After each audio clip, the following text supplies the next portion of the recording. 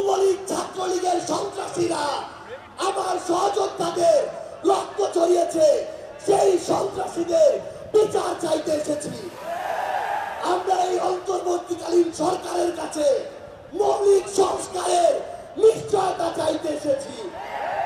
আমরা আমাদের অসহায় শহীদ পরিবারগুলো, একমাত্র অবলম্বন হারানো শহীদ পরিবারদের পুনর্বাসন চাইতে এসেছি।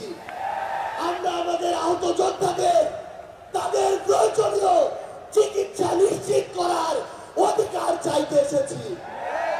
আমরা আজকে এই মঞ্চে স্পষ্ট করে বলতে চাই, ওই ৭২-এ যে সংবিধান একটা দলের সংবিধান ছিল, যে সংবিধানের ড্রাফট আরেকটা দেশ থেকে পাশ হয়ে এসেছে, সেই মুজিববাদী সংবিধান এই বাংলাদেশে আর আমরা থাকতে দিতে পারি না।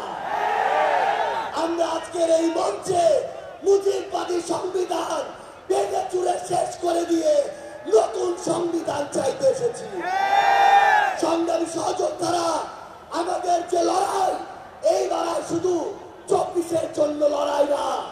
ওই ২০০৯ সালে বিডিআর পরিকল্পিত হত্যাকাণ্ডে যাদের হত্যা করা হয়েছে, তার পিছনের প্রত্যেক কুশলীদের সর্বোচ্চ